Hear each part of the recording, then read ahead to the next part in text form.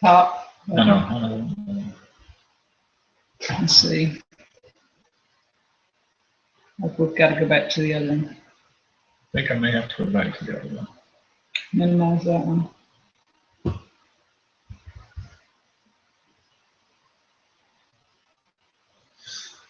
Got all these open. Here. There. See what it does.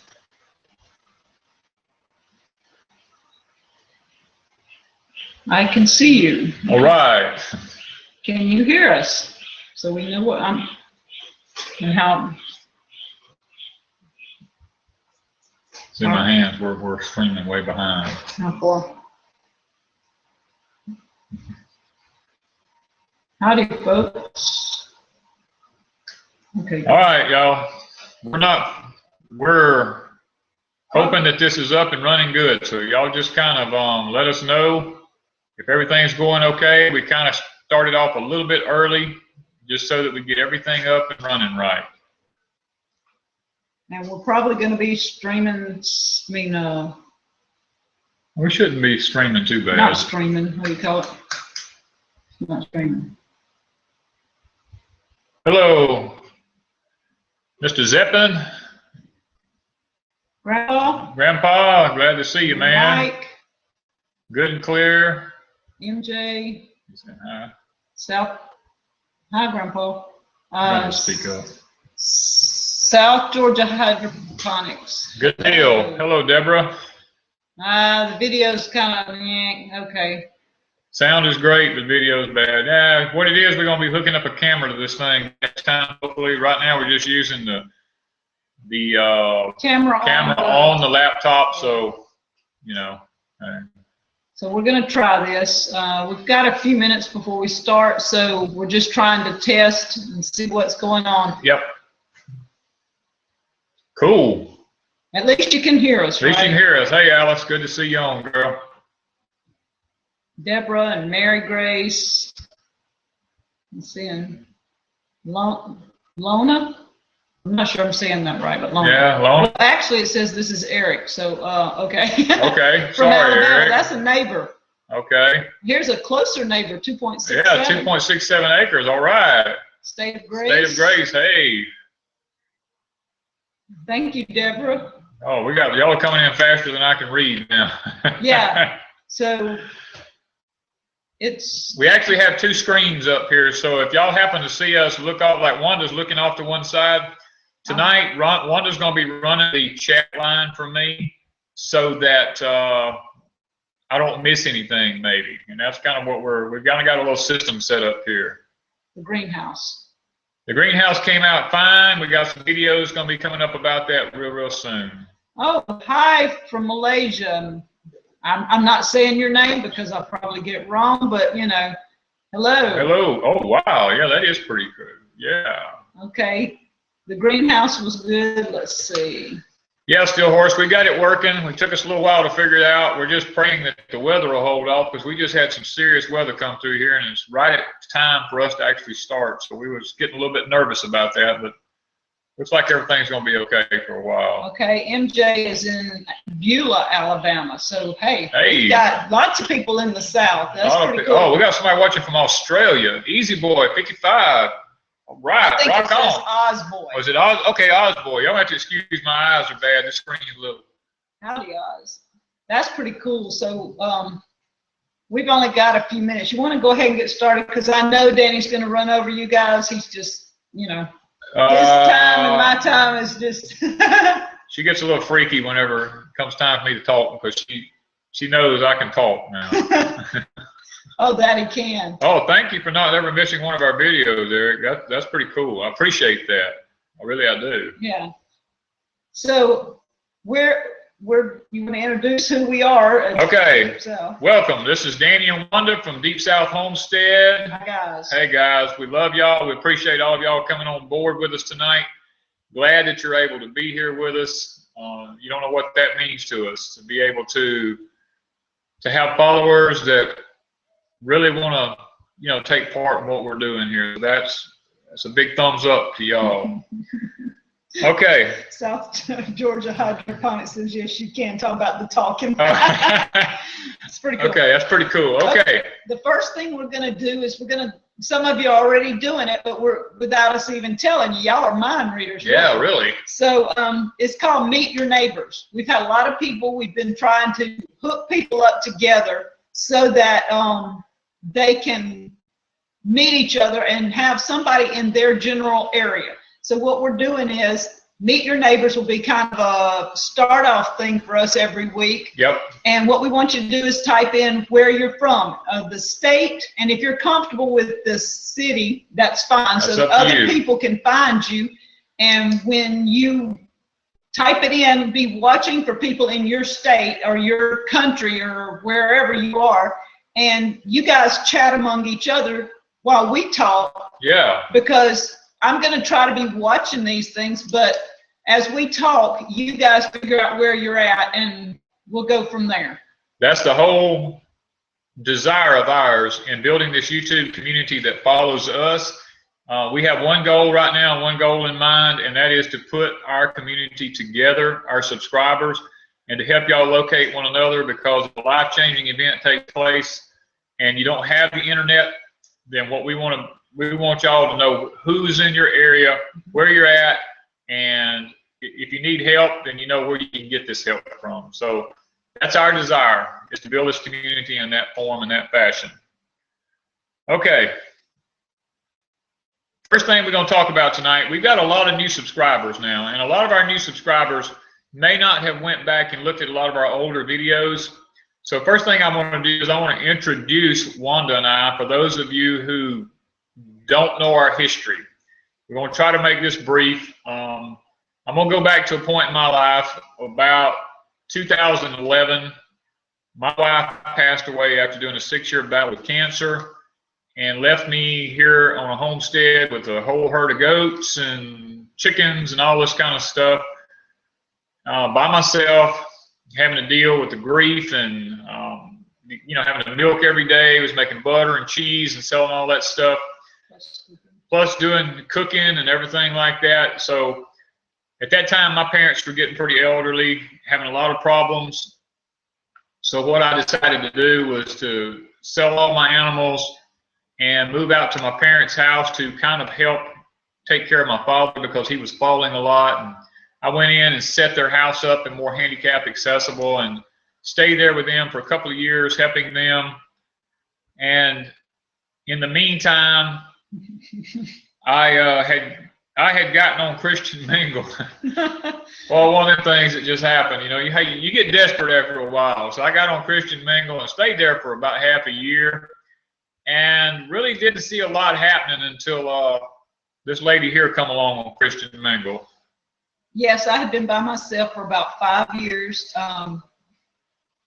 and I was like him. I hadn't dated, I just was lonely, so I decided. I had a friend ask me about Christian Mingle, and I'm like, I don't know.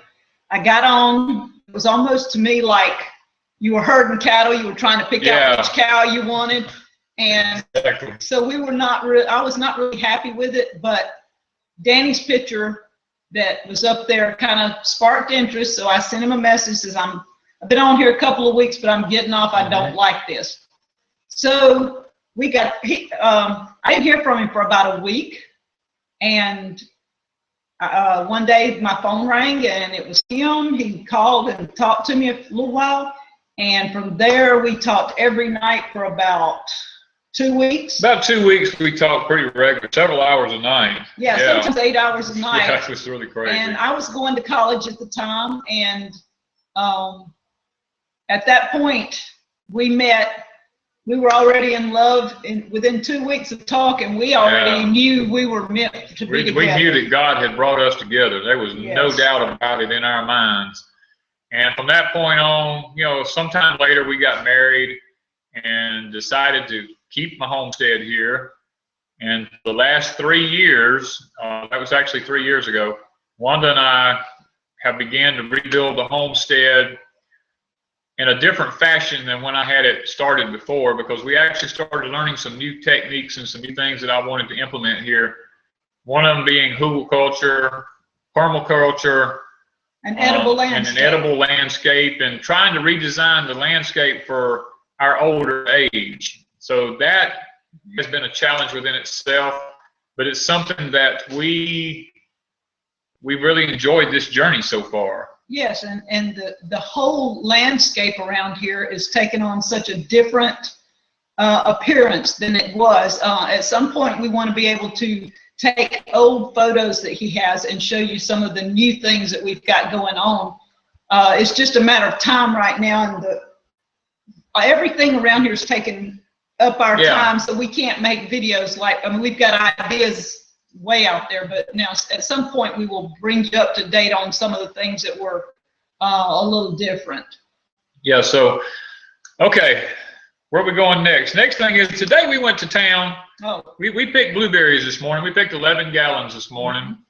And got soaking wet. Got soaking wet doing it. Yeah, that was It wasn't crazy. raining. It wasn't raining. Trees were just that wet from the rain yesterday at my at the farm that my parents own.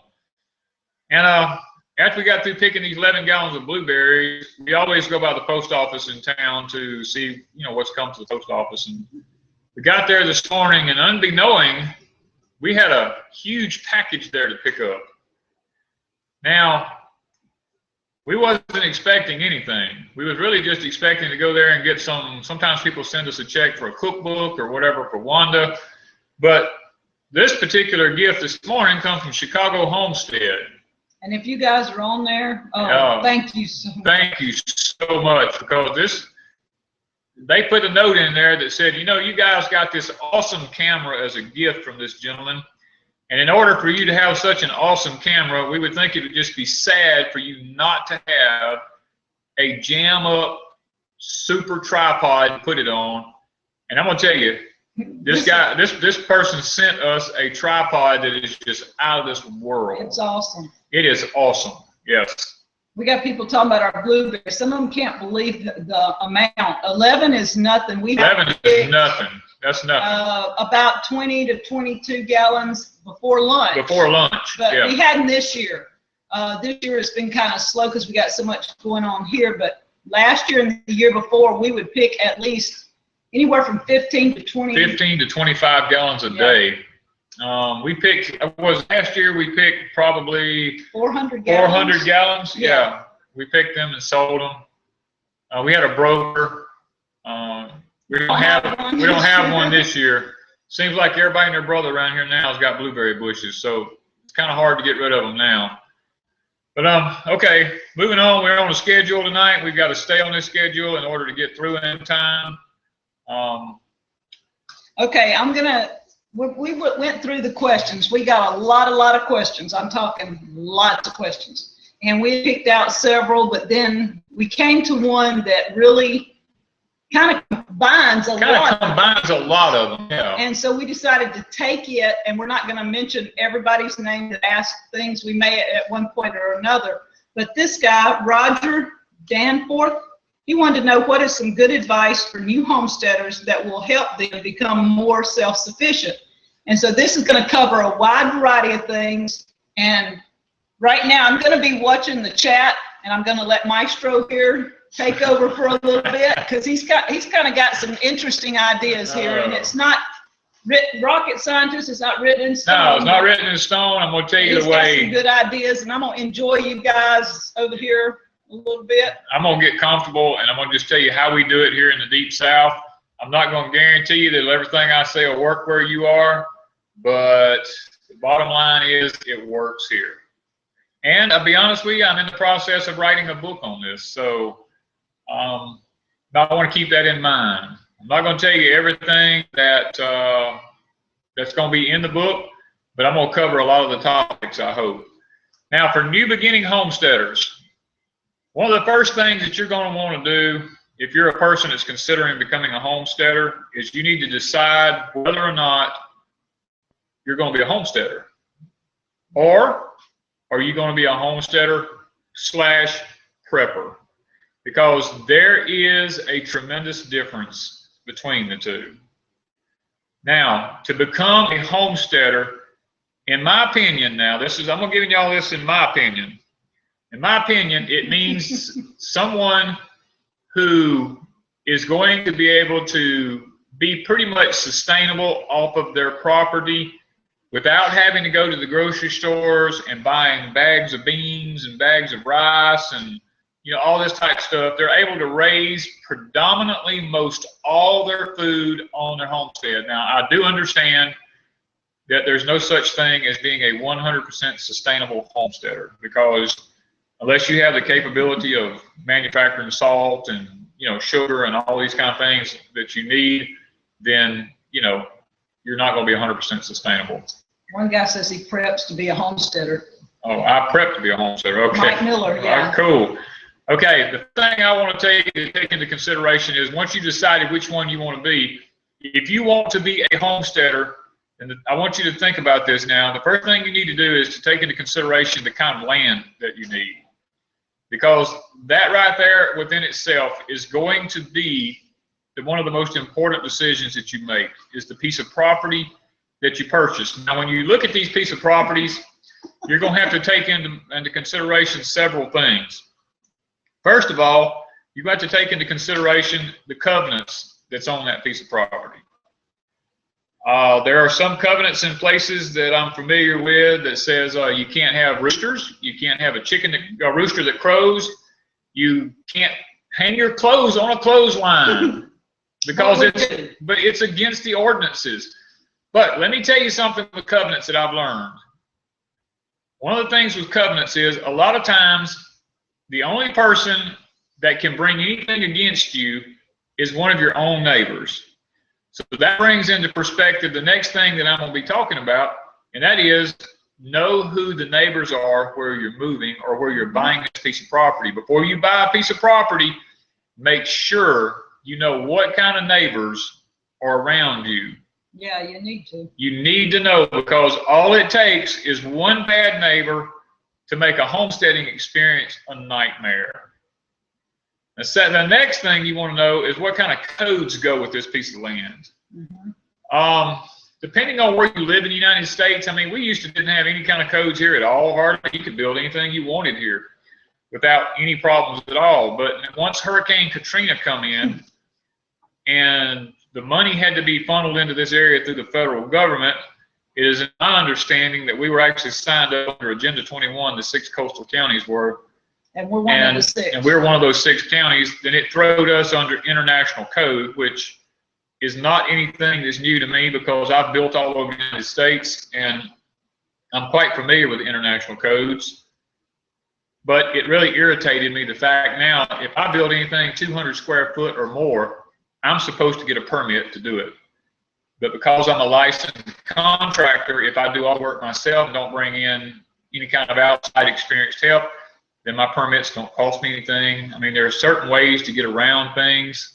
If you don't put any plumbing, or you don't put any sewage or water or anything like that into the building, then it's considered agriculture, and you can get around a lot of the codes that way.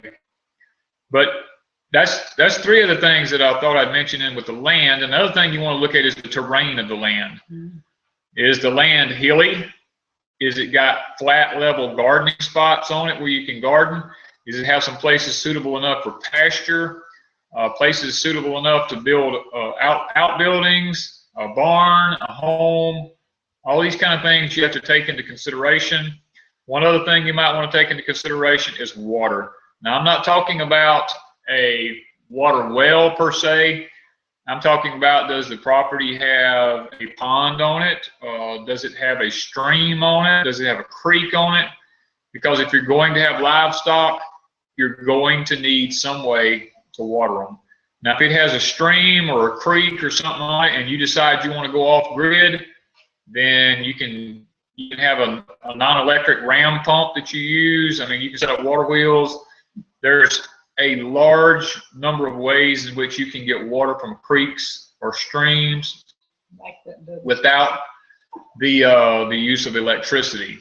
Us personally here, we are not off grid. If you live in the deep south where we live at, I don't really see how you'd go off grid and enjoy it, because when the temperature down here gets to be 100 and something degrees and stays that way for 4 months out of the year, with the high humidity, you're going to want some sort of cool air blowing on you. And I know you can run generators and you can do the solar. I'm very familiar with all that. I've priced it all out for us. At our age, it's just not feasible because we'd never see a return from it. Another thing, you just want to take those things into consideration when you're looking at a piece of property. Just simply because, it's one of them things that you don't want to get stuck with a piece of property not knowing what you're getting into. And it looks like we're streaming again. Doug and Stacy, we do it, but we do not enjoy it. Laugh out loud. I'm not sure what they're talking about. I must have missed something here. Somebody saying I agree with Doug and Stacy, so I'm not sure. Somebody likes the root cellar. Cool. That's cool. So. Okay, we're streaming bad. Something has happened here. Anyway, I'm going to keep on going. If it catches up with you, then it just catches up with you. I'm sure somebody here in a minute is going to tell you that it's streaming bad. Yeah, keep going. Another thing we want to talk about, next topic that we're going to talk about is structures on a homestead. Whenever you start putting up structures on a homestead, you want to make sure that the buildings are the type of buildings that you want. You don't want to go out here and build some kind of building that is not going to, how would I want to say it? You don't want some kind of building that's not going to suit you for the purposes that you need. You are going to want a building that works for you. And that's where I would say to do your research and to look into what you're doing and make sure that the type of building you build is going to be able to function for what you want it to function for.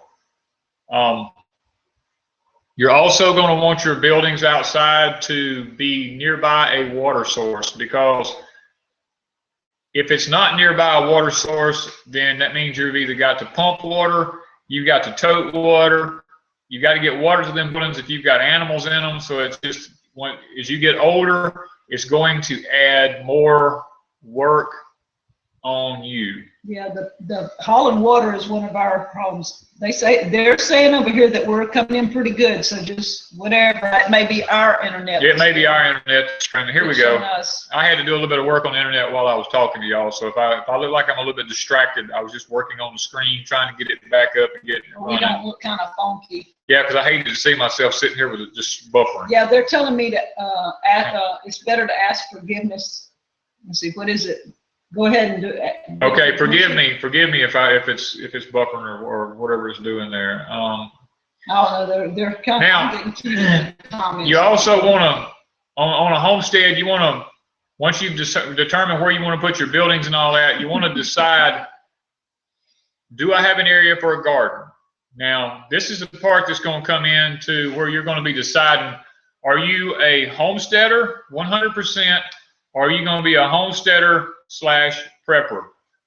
Because if you're depending on being a homesteader completely, then what you're going to need to do is you're going to need to pick up a spot of at least, and the rule of thumb here is a ½ an acre to an acre per person in the household, in order to be able to raise enough food to supply you for a year. Now, that's the statistics in the area in which I live. Now, where y'all live at, we've got a shorter growing season. It could be different, but the statistics I'm giving you is for our area down south here. And it does seem to work, because that's the statistics that I work off of, and I don't have any problems with it because it does seem to work out for us. Yes, because we need, if we don't go to the grocery store, we've got to have quite a bit of food. Yes. Here, either on the land growing or stored somewhere. Yes. And we do prep some, but we don't prep veggies and stuff like that. We grow those. We grow all of our vegetables. What we prep is stuff we can't raise or garden or build or do here. Yeah. When we go to the store to buy anything, a lot of times it's like, if we made a bad decision or had a bad year on potatoes or something like that, and our potatoes don't make it through the whole year, then we will we'll go to the store and buy several pounds of potatoes and store them up in the cellar.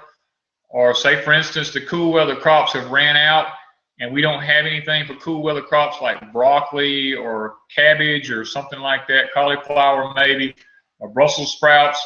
Then when we go to the store, we will look for those organic products like that to purchase and bring home and have here on our homestead. Of course, we buy the salt, we buy sugar, stuff like that, and rice, because we don't. And we prep those things. We prep those things because we don't don't want to run out. We don't classify ourselves as being a 100% homesteader, because I just personally don't see how it can be that way. We are a homesteader / prepper here. Now, another thing that you want to take into consideration when you're setting up your place is, do I have a place close by or on my property that I can actually hunt? Because believe it or not, Wanda and I, a lot of times, a lot of our meat just comes strictly from, if I take a deer or squirrels or rabbits or whatever wild around here, if I decide to take those, then that really helps to cut down on our food bill a lot, especially when it comes to meat.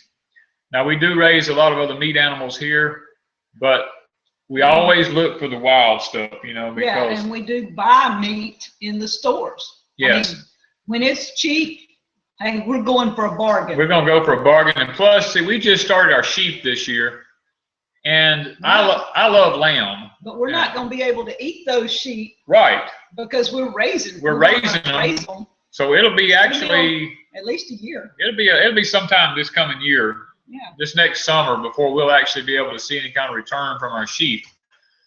But that's just another way on our homestead that we are, you know, raising our animals in here. So you want to take into consideration, do I have a place to hunt nearby, just in case you don't have any animals of your own on your homestead? Then it leaves you with an option. If a life-changing event takes place, then you've got somewhere to go get some wild meat, so that you do have meat. Now, moving on, deciding what type of homesteading you want to have. Yes, that's very, very important. This right here is going to be probably one of the biggest decisions you're going to make on your homestead. Whether it's half an acre or 50 acres. Exactly. What kind of homestead do I want? Do I want to raise animals? Because if you want to raise animals, you're going to need several acres of land. Or just, if you have a half an acre, you're going to have to minimize how many and what kind of animals. Yes, you can have small animals. You can have chickens. You can have rabbits. You probably could have a few goats, something like that. But now if you're going to have any kind of big animal like a cow or something like that, then you're going to have to take into consideration that in the area where we live at, the rule of thumb down here is 1 to 2 acres per cow. So they have good grazing grass. Yeah. That's good grazing grass now. You know, so you have to take those kind of things into consideration. Decide what you're going to do on your homestead, to what extent you're going to do it, and then you want to be able to build your homestead based on that. Because a lot of people are just not willing to say, I don't want a vacation. A lot of people are in the mindset that they have to take a vacation all the time. Now, us personally here, because we raise so many animals, it's just not feasible for us. We don't have anybody here to take care of our animals.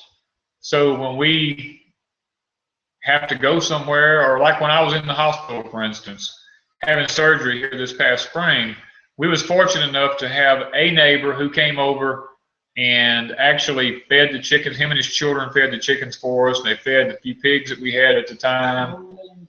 I wonder if it sells some of our seeds. Cynthia, is that sell, or it says C? Okay, I can't get off track. She keeps. Yeah, but I gotta ask what I'm thinking right now on that one, because of the. A lot of people wants to know, how do I fertilize all my crops here on my homestead? And that's something else you're going to take into consideration whenever you start a homestead. You're going to have to decide If you're going to have huge gardens, where am I going to get the fertilizer from? If a life-changing event takes place, then you're not going to be able to go to the store and buy fertilizer. So that's where the animals are going to come in. The chickens are going to supply you with your nitrogen. Our sheep provide us with the potassium in a lot of their fertilizer. You know, so we have rabbits, you know, that also provides a lot of potassium. We have the wood ashes from our wood heater. We get a lot of, you know, the wood ash from that, the phosphorus and stuff like that comes from that kind of stuff. That the wood ash also raises the pH in our soil. So that's what we do. We go around during the fall and the winter time. We store up all of our manure all year into compost piles, and we dump it on the fields in the winter and the fall. And we take the plows and we turn it under so that it doesn't lay on top of the ground and have the sun leach all the nutrition out of it.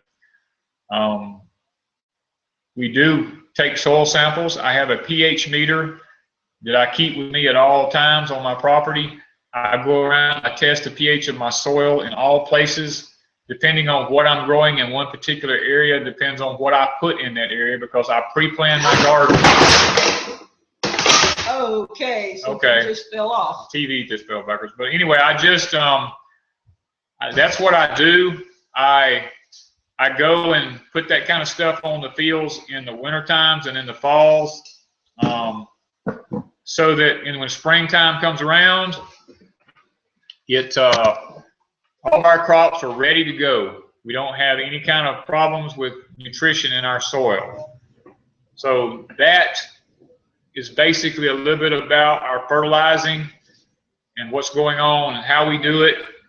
Now, because of the situation where we live at and the heat being as bad as it is here, then we do have to purchase some store-bought nitrogen occasionally, because the corn here it's got to grow really fast in the heat at which we have. And if we do not keep the nitrogen to it, it just won't make it because of the heat. And another thing you have to realize is, because when you plant a seed, you only have so many days from the time you put that seed in the ground until it actually bears its fruit. And if during that particular period of time it's not getting the nutrition that it needs, then you're not going to be able to get what you need. The plant's just not going to grow fast enough. So occasionally we will have to purchase some nitrogen, and I do use the urine, though. Okay. They do want to know, do you have a problem with veggies bolting due to the heat? Yes. Yes. We bought several things from Walmart and planted out here, and within what, 2 weeks? Within a week it bolts. They were bolting. Yeah. So I mean, why purchase something that's one reason we are not really big fans on going to the store and purchasing seed plants from the stores, because they come out of a particular environment where the temperature is actually controlled, and when you bring them out into our environment here and the temperature is in the high 90s, it shocks that plant, and that plant will go to seed basically in a day or two, really.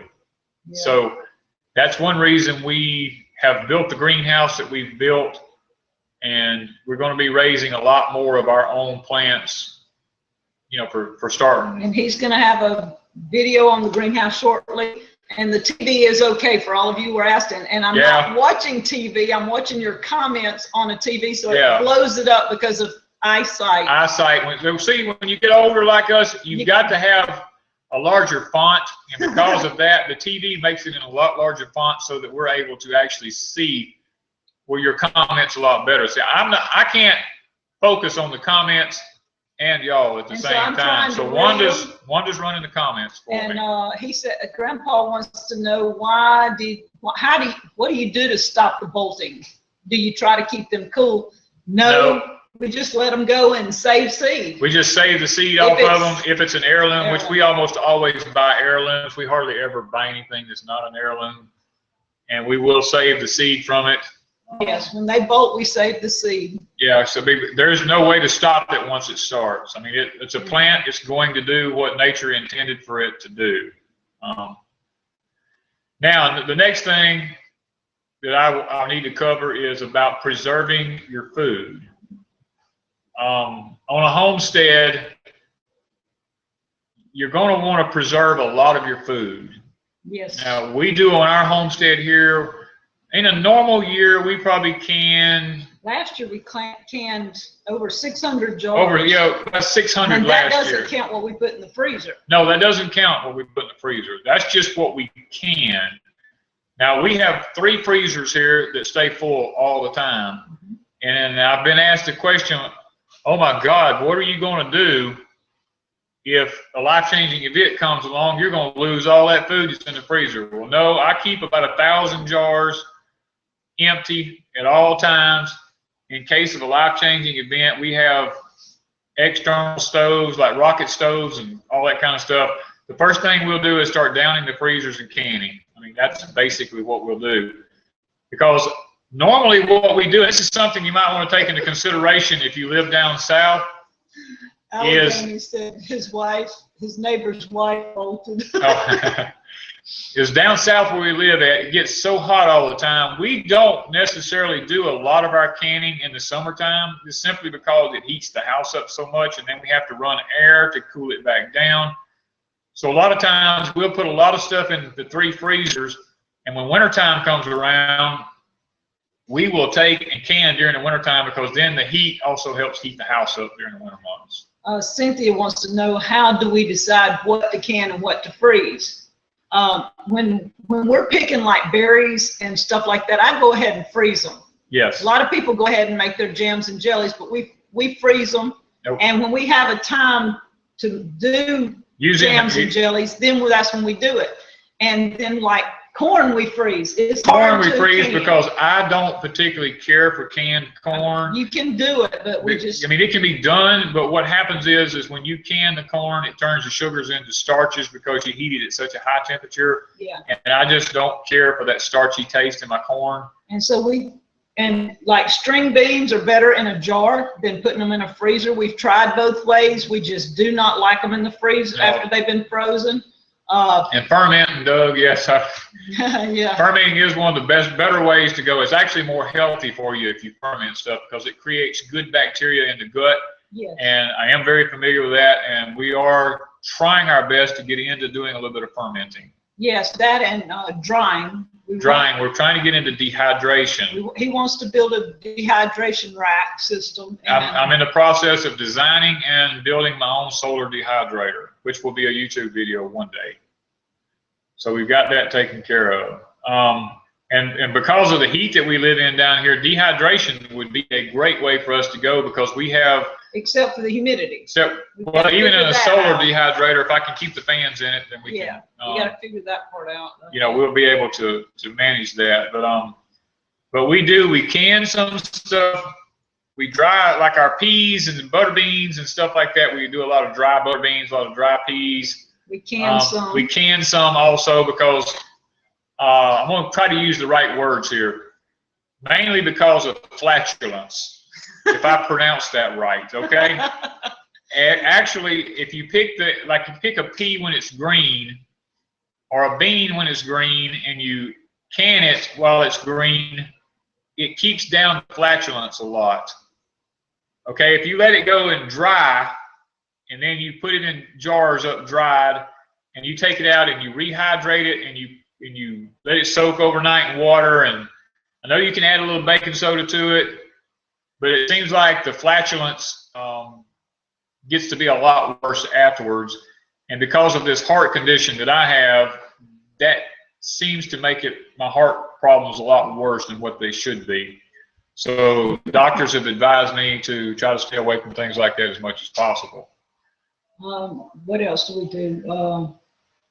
Meat, lots of times the meat will be in the freezer. We are in the process of canning some meat and getting into canning meat. He's done it before. I used to can meat all the time. I haven't. I've canned vegetables, but I think chicken's the only thing I've canned before. So we're going to get into canning some of our meat instead of putting everything in the fridge. We just everything's coming at us so fast till it's hard to keep up with all of it. Well, that's one reason this time of the year we don't do a lot of canning this time of the year. Now we do like things like squash, they just won't hold. They have to be canned. Yes, we go ahead and do that. We go ahead and do our squash, and we go ahead and do our Irish potatoes and pickles and stuff like that that's coming in. But anything that can be put in the freezer, our green beans, we go ahead and can our green beans. But things like tomatoes, for instance. They gotta be something done. When we get our tomatoes in, we just start piling. We'll quarter them up, throw them in bags. We'll even put them in bags whole if we've got the freezer room. Throw them in the freezer, and when we get enough to make a big canning, we'll take them out, thaw them, put them over in the water bath, slip the skins off of them, and because, like for instance, when we make our ketchup, it takes 25 pounds of tomatoes to make 6 pints of ketchup. So we wait till we've got 25 pounds of tomatoes stored up in the freezer to make our ketchup. So I mean, that's one of the reasons why we do it that particular way. Somebody was asking, does anyone have a root cellar? We have a cellar. But we have a cellar. Ours has a concrete floor in it. It's not actually, I mean, it's more of a storm cellar / root cellar. Okay, they're asking about we don't freeze squash. Now, I do freeze some. I slice it like French fries. Yes. And freeze it. And then when I take it out, I partially thaw it. And I batter it while it's still half frozen. Yep. And then I drop it in my grease or whatever. What do we use? Coconut oil or peanut oil, either one. And I fry it. But we don't fry very often. Frying is something we usually do not do. But we put a few bags in the freezer of squash for that purpose. Just for that purpose. Now we do like fried squash. We like fried squash that way. We'll do eggplant that way because we have some eggplants that are putting on. Our root cellar it's been a lifesaver for us. It's one of them things that that seems to be,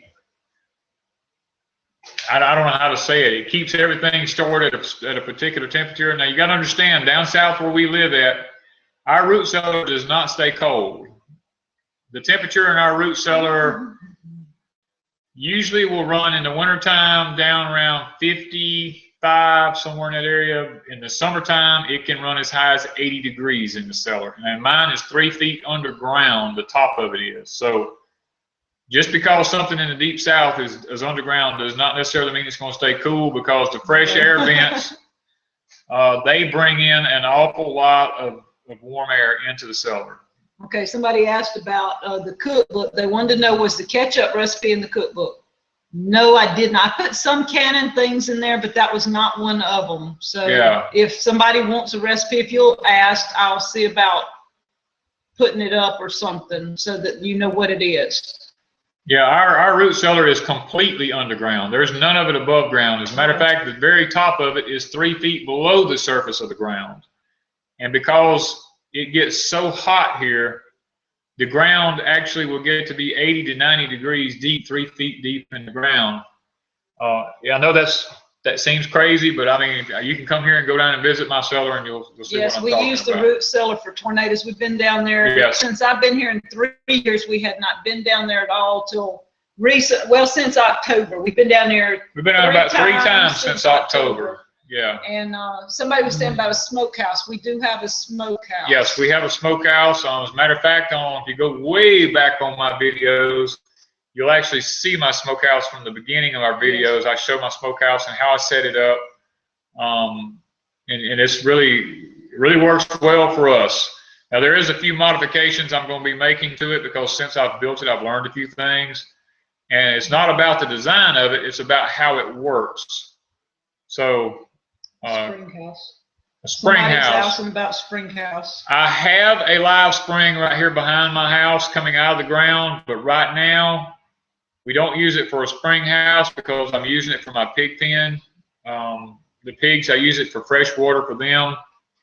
And because this particular swampy area that this spring runs through, it grows up so deep in weeds and grass and stuff and becomes snaky, and rats become a problem, that I learned when I put the pigs in there, it got rid of the snakes and it got rid of the rats. So, and plus they keep it clean down to the dirt, and all you see down there is just a pretty running stream through the bottom of the holler.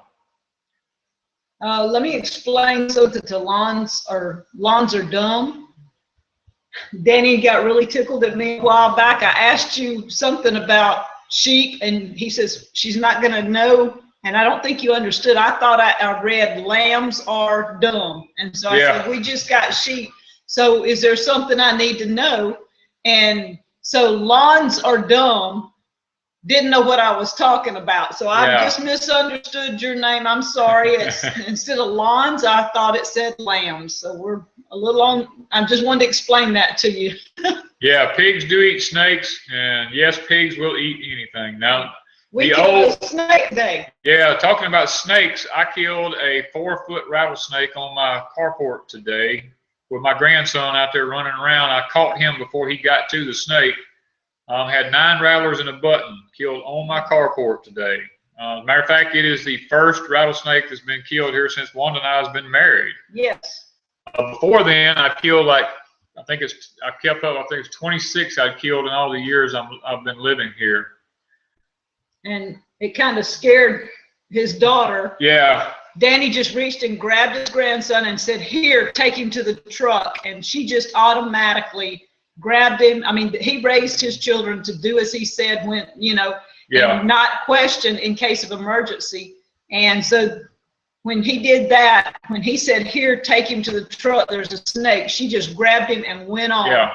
Because he was probably, he was about 3 to 4 feet from this big rattlesnake. And I raised my kids that when my voice speaks, you never question what I say.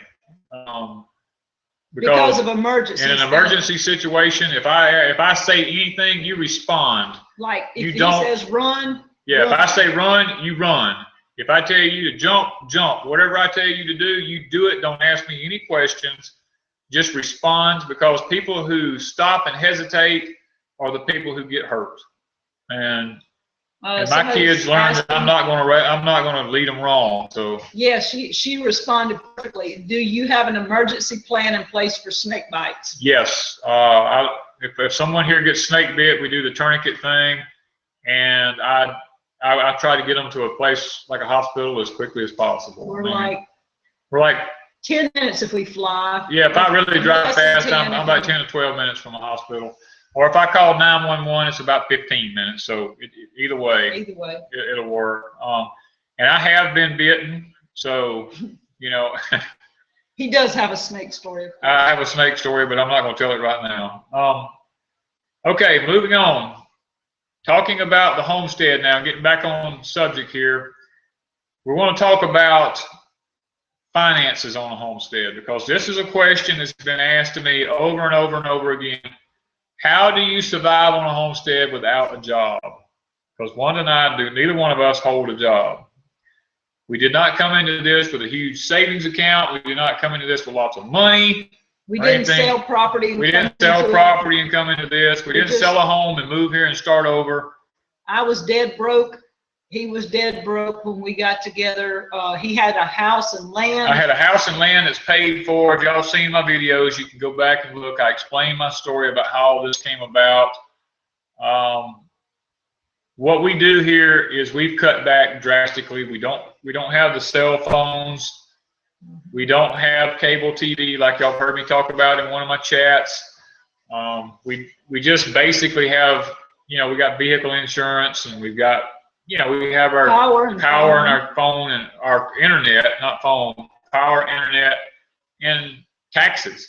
That's it. That's it. So what we do here on our homestead is we raise a lot of vegetables. What we don't can, once we get our canning for the year done, any excess we put up for sale. And then we'll sell the pigs. We don't hardly ever eat our pigs. I mean, no, we haven't ate pork I don't even since way before he had surgery. Yeah, it's been a long time. It's been a long time since we've eaten any pork, but predominantly we just sell all of our pigs. And once we've got our pigs sold, we take that money and we set it up to pay bills with and stuff like that. We've been sell blueberries. Yes, we've been selling the blueberries. That's like our major income. That's usually our income for about half of the year is blueberries. And this year, since I did the cookbook's going to help out with some things. It'll help out a little bit because we're not making much on the cookbook. We basically did that for y'all and it's looking awesome, y'all. I love our our Yeah, she front. did. She did the front today and got that sent off. So that's all. Awesome. Everything on clockwork. But now, getting back to talking about finances, deciding whether you need to work or whether you don't need to work is going to determine about how you finance your property. Now, if you take your property and you go and do a 30-year mortgage, more than likely both of y'all are going to have to work. And that's going to limit your ability to be a successful homesteader. Now, you'll be able to homestead and prep probably. But as far as raising a lot of animals on the homestead, that's probably going to limit you some by being so deep in debt. So that's one of the things you want to take into consideration is about how deep you put yourself in debt. A lot of people who start out want to have everything that grandma and grandpa had or mama and daddy had, and they want to have it instantly. Well, grandma and grandpa and mom and daddy didn't get it overnight. It took them a lifetime to achieve what they achieved. So for a beginning homesteader, that would probably be one of the biggest pieces of advice I could give them is don't go stick yourself deep in debt to begin with. Yeah. Start off with a small home. I'd rather have more land in a small home than I had to have a large home and a small amount of property. So take those things into consideration. Ask yourself the question, how am I going to pay the bills? Am I going to have to hold a 9-to-5 job to pay these bills? Am I going to be able to raise enough stuff on my homestead to pay these bills? Those are questions that you need to ask yourself about finances before you actually start doing that. Yeah. Okay, I had somebody asked about the cookbook again. Yes, I've still got some left, so you're okay right now. If you can get your money in within the next 2 or 3 weeks, I still have some left because I had a quota that I had to buy, so we're okay with that. So anybody that's still wanting a cookbook, please let me know. We're still good. Yeah, we should have. We've got a few more cookbooks. Yeah, that shouldn't be a problem. They're getting close, but they're still in for mid-July. So yeah. Okay. Now another thing we want to talk about here, because I know my time's going to be running out here before long, is ask yourself this question if you're a beginning homesteader: what are my goals? You need to set short-term goals and you need to set long-term goals. Yeah. That's probably another good piece of advice that you're going to need. I know for me personally, at my age, I don't set a lot of long-term goals now. A lot of the goals I set are short-term. Now, if you're a young person, it's perfectly all right to start setting long-term goals and working your way up to those goals. But when you get to be my age, and I'm not really that old, it's just that I have a lot of health issues now, but I can't get out and do the things that I used to do even 5 years ago. So I'm extremely limited now, and that is one of our goals on our property here is to get our permaculture up and running as fast as we can in our edible landscape, because in our container gardening and stuff like that. Okay, define what short-term and short-term for me. Short-term for me would be a 5-year. Long-term would be anything further out than 5 years at my age. And I think that would probably be good for any age, because the problem is if you set a goal and it takes you too long to achieve it, then you get discouraged. And if you set it like, say in 1 year I want to be up and running and have this big homestead, yes, you get overwhelmed. Yeah. So pace yourself. That's one of the. Yeah, you want to pace yourself. So that's another piece of advice you want to give a new upcoming homesteader is always set a lot of short goals, because that way there's a feeling of accomplishment. You don't feel like that you're dragging your feet. You feel like that you're actually being able to get something done on the homestead. Whereas if you did long-term goals with everything, it's like there's no light at the end of the tunnel. Yeah. And life just gets to be boring. And another thing about homesteading is, Wanda and I get questions and comments on this quite often. is you need to be equally yoked. And when I Yes. say equally yoked, both partners need to be on board at the same time, and both of you need to sit down, and both of you need to basically have the same goals in mind. And we understand there's lots of people that own, because I think somebody commented a while ago, said they were the only person in their household who's homesteading or prepping, and it is difficult. It makes it extremely difficult when you're the only person that Yes. does everything.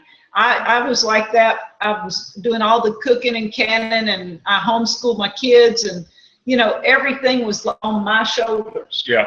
And it was really tough back in the day. This was way back. And so, yes, one person can do it. It's just hard. It's if you hard. watch like different people's videos where either the wife is the only one doing the homesteading, or the husband's the only one and the other one's not on board, Yeah. it's really, really tough on that person. And their mental status wears faster than It like does. with Danny and I, we share it. We share everything, and it makes it easier for us to get through that. Yeah, that's not, you know, Brad has apple juice, I have water, so I have to have some water. And I had hot She chocolate. got hot chocolate over here. Yeah. But yeah, being equally yoked on a homestead is probably one of the better things that you can do. I mean, I was alone on my homestead here for a big portion of my life. Even though I was married, for 6 years, my wife had cancer, and she could not get out and do anything to help me or anything like that. I had to come in and do most of the cooking, had to do most all the grocery shopping at that time. So it really put a big strain on me as being the only one in the household doing a lot of stuff. Now, when I come in, she would help me with some canning and stuff like that. But you know, the lady that's sitting beside me right now is just fantastic when it comes to that type of stuff. I mean, she is, as far as I'm concerned, is tops. You just, I take and help him with everything. I mean, these beams, I don't know if you guys can see. I don't know if you can Look. see, if you look up at our ceiling up here, I don't know if it'll show it or I don't know. not. You'll have to give it a minute to. But if you can Catch see up. beams up here, those beams, he had me on a scaffold in this living room, walking across here, helping put those beams up. I Yeah. help do everything. It Yeah. doesn't matter what it is. And that's, I mean, that's what it takes on a homestead to be successful, is companionship. It takes working together, and that's what you know, that's what we do here together. Wanda and I get up together in the mornings. Yeah, as you. We're delayed a little bit, so we're just laughing. Yeah, we're just laughing because I mean, we're way behind y'all even probably, but you know, that's what we do. We work together. We get up in the morning. I usually fix breakfast in the mornings while Wanda's on the computer, making sure our videos are put together and out right, ready to go. And he does an awesome job with breakfast. I love it. He can cook all the time, but I do all the other cooking she usually. does. Yeah, she takes care of dinner and supper, and occasionally I'll get in there and help her when she needs me to. But first thing in the morning, I usually let her get up and check the computers, and because I do most of the editing on the videos, I'll put them in the upload, and she gets up in the morning and she takes care of all the I fill in all the information, Yeah. see that it's up, you know, that sort of thing, add cards or whatever needs to be put there. That's kind of what I'm talking about on a homestead here. Our homestead is a companionship run homestead. We both have our jobs and our functions, and we don't question one another. I ran a business for 20-something years, and when I ran that business, what I did with people was I found out where their strengths were at and where their weaknesses were, and wherever they were strong at, that's where I put them on the job, because they were going to make me the most money that way. And when we run a homestead here, Wanda and I both know where our strengths and our weaknesses are at. So we try to work where we're basically the strongest at. And that kind of complement the other one. And we try to fill in. I'm laughing because I think we've got an online dating service going. Oh, here. okay. Our own Well, Christian, I mean, we may have our own Christian mingle our own here. Christian mingle This here. would be That's Danny fun. and Wanda's mingle. Yes, that's pretty cool. Just be careful if you go on Christian Mingle, because there are people on there that are not Christian. And I'm not saying that against anybody that's not a Christian, but I had people tell me they went to church and then found out they really they weren't known at the church. So single dad in Michigan looking for a homestead. Hey, brother, if you can find one on here and we can help you with that, you know what? If God lets us help you with that. Homestead dating. That's our That's it. That's gonna be our new thing. Homestead dating. Look, Danny and I are very happy with each other. We enjoy every minute. So you guys, it's been fun. We need to do a couple of brief things right quick. Tomorrow, a video on Father's Day. A little short thing I did for Danny tomorrow. I don't think he's even seen it. I haven't seen it. I've purposely not looked at it. He's waiting until tomorrow. Plus, sometime tomorrow, we're doing our drawing for the spoons. Yes. So you guys be looking for that, and we will have the spoon drawing up at least probably lunch or a little after lunch tomorrow. We're hoping to have it up by lunch. And that's been awesome, because I looked today, over 400 comments on that one video with people wanting a spoon. So we may have to do another spoon giveaway in a month or so, just because it's been pretty awesome, because we didn't realize we'd have that much, people on that. And what else? What else you got coming up? The greenhouse. The greenhouse videos are coming up. I'm probably going to do 2 more parts on that. Yes. It just depends right now. I've got some more videos coming up. I've got several reviews that I have to do. Yes, and he's awesome reviews. Some things really that people's been sending me stuff here, and I've got reviews I'm having to make. It just takes us a long time, because I'm going to be honest with you, for me to upload a movie takes about 10 to 12 hours for me to upload one. Danny and Wanda's new dating channel coming soon. But yeah, so we've got several videos, and so we've got to wind it up because it's getting pretty close. Well, we've got a few more minutes. Yes, we do the tortilla presses. And, I had a comment the other day that said, if y'all live off your homestead and you claim that you survive off your homestead, then why are you out selling spoons and tortilla presses and cookbooks and all that kind of stuff? To be honest with you, we don't really make that much on them things. And to do YouTube is extremely expensive. Believe it or not, but by the time we buy computer systems and we buy, well, we don't have to buy the camera now but we'd already bought one. But we are looking for a new computer, so that's our next purchase. Our next purchase is going to be a computer, because the ones we're using are very old and they're giving us a lot of problems. And we try to keep up. Right now, if we're streaming reasonable, and it seems to be, we don't have to upgrade, but we're hoping AT&T gets us a new upgrade here before long. And but I mean, there's things that you have to have if you're going to do YouTube. And we had to buy speakers because we couldn't hear on the computer enough with the built-in speakers. Yeah, the built-in speakers on the computer were shot. They were just not working well. So I mean, there's always an expense on the homestead if you're going to do YouTube, because by the time you make all these videos, I mean, we have to have external hard drives. We got to have the SD cards. I mean, there's always something that's got to be bought to keep these YouTube videos up and going. And just a simple fact, it takes us so much time to make a video. When you go out in the garden and you start working, you can't work at full force like you normally do, because one of you's got to be setting a video up. Okay, somebody's asking, do we have Facebook? Yes, we are. Deep South Homestead on Facebook. So look us up. We also are in the process of getting our web page up, because we want to be able to be an affiliate. Several people have asked us why we aren't when we do book reviews and stuff. Simply because we haven't had a website. And so we've been saving up. Hopefully I'll have enough money next week and we can start playing around with the website, because we've never done a website. So we're fixing to go for that. And it will be deepsouthhomestead.com. So we've already bought that. That's good. And we've bought our domain name. Yes. So we're okay with that.